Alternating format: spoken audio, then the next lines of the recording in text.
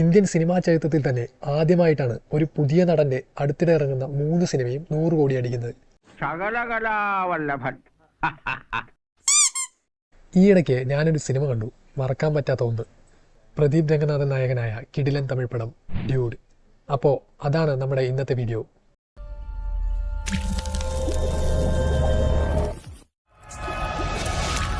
സംഭവം അണ്ണൻ്റെ നായകനായി അഭിനയിച്ച 3ാമത്തെ പടമാണിത്. ലവ് ടുഡേയും ഡ്രാഗണും നന്നായപ്പോൾ ആ പ്രതീക്ഷയിലാണ് ഈ പടവും ഞാൻ കണ്ടത്. ഒത്തിരി പേർ പടത്തിന് നെഗറ്റീവ് റിവ്യൂ പറയുന്നത് കേട്ടാണ് ഞാൻ ഈ പടം കാണുന്നത്. സംഭവം അണ്ണൻ്റെ എല്ലാ പടത്തിലും പറഞ്ഞ പോലെ പ്രേമമാണ് പരിപാടി. പക്ഷേ ഇതൊരു ഒടുക്കത്തെ ലവ് സ്റ്റോറിയായി പോയി. ഐ തിങ്ക് അണ്ണൻ ഹീറോ ആയ 3 പടവും 100 കോടി അടിച്ചത് എങ്ങനെയാണെന്നാണ് വിശ്വസിക്കാൻ പറ്റാത്തത്. ഇന്ത്യൻ സിനിമാ ചരിത്രത്തിൽ തന്നെ ആദ്യമായിട്ടാണ് ഒരു പുതിയ നടന്റെ അടുത്തിടെ ഇറങ്ങുന്ന 3 സിനിമയും 100 കോടി അടിക്കുന്നത്.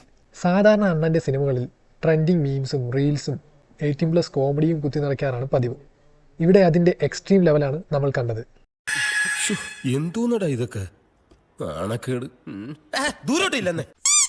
സംഭവം ഡയറക്ടറെ കുറ്റം പറയാൻ പറ്റില്ല, പുള്ളിയുടെ ആദ്യ സിനിമയാണിത്, സോ മിസ്റ്റേക്സ് ഉണ്ടാവും. കഥയിലോട്ട് വരുവാണെങ്കിൽ ആദ്യം തന്നെ ബ്രേക്കപ്പ് ആയ നമ്മുടെ ഹീറോ ലൈഫിൽ പെണ്ണ് സെറ്റാവാതെ നിൽക്കുമ്പോൾ മിനിസ്റ്റർ മാമൻ്റെ മകൾ, അതായത് നമ്മുടെ നായിക, ഹീറോയെ പ്രപ്പോസ് ചെയ്യുന്നു.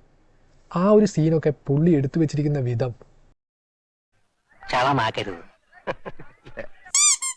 അങ്ങനെ ഹീറോയ്ക്ക് മാമൻ്റെ മകളോട് ഫീലില്ല എന്ന് പറയുന്നു. ഇതോടെ കരഞ്ഞു മെഴുകി നമ്മുടെ നായിക അബ്രോഡ് പോകുന്നു. ഒരു 6 മാസം കഴിഞ്ഞ് നമ്മുടെ നായകന് നായികയെ മിസ് ചെയ്ത പോലെ തോന്നുകയാണ്. അങ്ങനെ അവൻ അവളോട് ലവ് പറയാൻ വരുന്നു. ഇതറിഞ്ഞ മിനിസ്റ്റർ മാമ അവരുടെ കല്യാണത്തിന് വേണ്ട സെറ്റപ്പും ചെയ്യുന്നു. മാമനെക്കുറിച്ച് പറയുവാണെങ്കിൽ വേണ്ട, അത് പിന്നെ പറയാം. അങ്ങനെ കല്യാണത്തിൻ്റെ ഒരുക്കങ്ങളായപ്പോൾ നമ്മുടെ നായകൻ നായികയെ കാണാനെത്തുന്നു, അവൻ്റെ സ്നേഹം പറയാൻ. അവിടെ വെച്ച് ഒരു ട്വിസ്റ്റ്. നായികയ്ക്ക് 2 മാസം മുമ്പ് വേറൊരു അഫെയർ ഉണ്ടായിരുന്നു. സോ ഇപ്പോൾ നായികയ്ക്ക് നമ്മുടെ അണ്ണനോട് ഒരു ഫീലുമില്ല. അങ്ങനെ അവളുടെ ഇഷ്ടം നടക്കട്ടെ എന്ന രീതിയിൽ അവൻ്റെ പ്രണയം അവളോട് പറയാതെ ത്യാഗിയായ അവൻ കാമുകിയെയും കാമുകനെയും ഒന്നിപ്പിക്കുന്നതാണ് കഥ. ഏതാണ്ട് കുറച്ച് മിനിറ്റുകൾ പറയേണ്ട കഥ 2 മണിക്കൂറുള്ള ഒരു സിനിമയാക്കിയ ഡയറക്ടറാണ് നമിച്ചിരിക്കുന്നത്. അയ്യോ സമ്മതിച്ചു സാറേ. ഹോണർ കില്ലിംഗ് ആണ് മെയിൻ മെസ്സേജായി പടം പറയാൻ ഉദ്ദേശിച്ചെങ്കിലും അതിനൊരു കംപ്ലീറ്റ്നെസ് വന്നിട്ടില്ല. പിന്നെ ഈ പടത്തിൻ്റെ മ്യൂസിക് ചെയ്തിരിക്കുന്നത് ജെൻസികളുടെ സ്വന്തം സായ് അഭ്യങ്കറാണ്, അതായത് നമ്മുടെ ബൾട്ടി സിനിമയുടെ മ്യൂസിക് ഡയറക്ടർ. ഡ്യൂഡ് സിനിമയിലെ വർക്ക് വലുതായിട്ട് വർക്കൗട്ട് ആയിട്ടില്ല എന്നാണ് തോന്നിയത്. സിനിമയ്ക്ക് OST, BGM, റീ റെക്കോർഡിംഗ് ഇതിൻ്റെയൊക്കെ യൂസ് എന്താണെന്ന് മനസ്സിലാക്കുന്നതാവും നല്ലത്. ഒരു പാട്ടിനെ തന്നെ 0.5x, 0.75x, 1x, 2x ഇട്ട് യൂസ് ചെയ്ത് പല സീനുകളിൽ പല സിറ്റുവേഷൻസിലിടലാണ് ആശാൻ്റെ പരിപാടി. സത്യം പറഞ്ഞാൽ ഒരുപാട് റീൽസുകളുടെ മിക്സാണ് ഈ സിനിമ. പ്രത്യേകിച്ച് ഈ സിനിമ ജെൻസി ഓഡിയൻസിൻ്റെ പൾസിന് വേണ്ടി എടുത്തത് പോലെയാണ് എനിക്ക് തോന്നിയത്. ഓരോ സീനും തരുന്ന ട്വിസ്റ്റ് വേണേൽ ജെൻസിക്ക് ഡോപമൈൻ കിട്ടാൻ വേണ്ടി തന്നെയാണ് എടുത്തിരിക്കുന്നതെന്ന് തോന്നിപ്പോയി.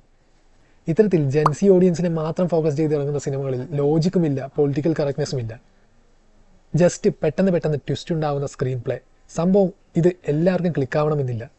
എന്തായാലും അണ്ണൻ്റെ മുമ്പത്തെ പടങ്ങളെ വെച്ച് കമ്പാരിറ്റീവ്ലി ഈ പടം അത്ര നന്നായിട്ടില്ല എന്നാണ് പറയാനുള്ളത്. ഇതാ എനിക്ക് പിടിക്കാത്ത. ഞാൻ എന്ത് ചെയ്താലും വെയിറ്റില്ല. എത്ര കഷ്ടപ്പെട്ട ഇല്ലാത്ത കാശുണ്ടാക്കി ഞാൻ വാങ്ങിച്ചോണ്ടെന്ന് അറിയാം. ഉദാഹരണത്തിന് അണ്ണൻ ഡയറക്റ്റ് ചെയ്ത ഫസ്റ്റ് പടമുണ്ട് കോമാളി, ഒരു നല്ല പടമായിരുന്നു.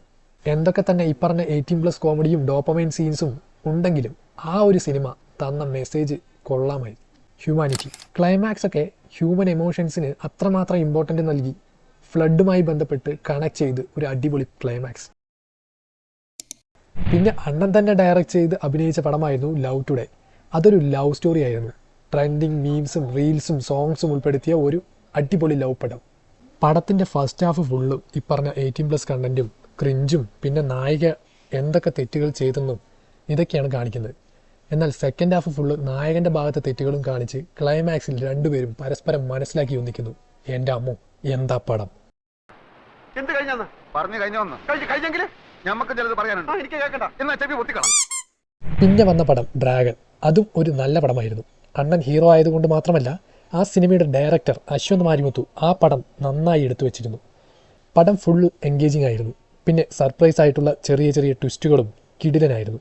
സമൂഹത്തിൽ എഡ്യൂക്കേഷൻ്റെ വാല്യൂ എത്രത്തോളം ഉണ്ടെന്നാണ് ആ സിനിമ ചർച്ച ചെയ്തത്. പക്ഷേ പെണ്ണിനു വേണ്ടി, അതായത് ഈ പറഞ്ഞ ലവ് സെറ്റാവാൻ വേണ്ടി ആമ്പിളർ പഠിക്കേണ്ടി വരുമെന്ന് പറഞ്ഞതാണ് ഒരു നെഗറ്റീവായി തോന്നിയത്. But why? The coefficient of linear expansion is the position of the hemoglobin in the atmosphere. But why? അങ്ങനെ അണ്ണൻ ചെയ്തു വരുന്ന പടങ്ങളൊക്കെ ക്ലിക്കായി വരുന്നുണ്ട്. അണ്ണനായി പുതിയ ഫാൻ ബേസും ഉണ്ട്. ദയവായി ഇത്തരത്തിൽ സ്റ്റോറി സെലക്ഷൻ ഒന്നുകൂടി ശ്രദ്ധിച്ചാൽ കൊള്ളാം. അതുപോലെ തന്നെ അണ്ണൻ്റെ സ്റ്റൈൽ കുറച്ച് കൂടിപ്പോയോ എന്നും തോന്നിപ്പോയിട്ടുണ്ട്. എന്തൊക്കെ തന്നെ പറഞ്ഞാലും ജെൻസിയുടെ എൻസൈക്ലോപീഡിയയാണ് അണ്ണൻ. പ്രദീപ് രംഗനാഥൻ സിനിമകളെക്കുറിച്ച്, പ്രത്യേകിച്ച് ഡ്യൂഡിനെ കുറിച്ചുള്ള അഭിപ്രായങ്ങൾ കമൻറ്റ് ചെയ്യുക. വീഡിയോ ഇഷ്ടപ്പെട്ടാൽ ലൈക്ക് ചെയ്യുക. ഈ ചാനലിലെ മറ്റു വീഡിയോകളായ മലയാളം സിനിമകളിലെ VFX, തമിഴ് സിനിമകളിലെ കോപ്പിയടികൾ, ഒരേ കഥയിൽ വന്ന സിനിമകൾ, മോഹൻലാൽ മമ്മൂട്ടി ഒന്നിച്ച മികച്ച 10 സിനിമകൾ, 8 നിലയിൽ പൊട്ടിയ മോഹൻലാൽ സിനിമകൾ എന്നീ വീഡിയോകളുടെ ലിങ്ക് താഴെ ഡിസ്ക്രിപ്ഷനിൽ കൊടുക്കാം. ഒന്ന് കണ്ടു നോക്കൂ. അപ്പോൾ മറ്റൊരു വീഡിയോയുമായി വീണ്ടും കാണാം. ബൈ.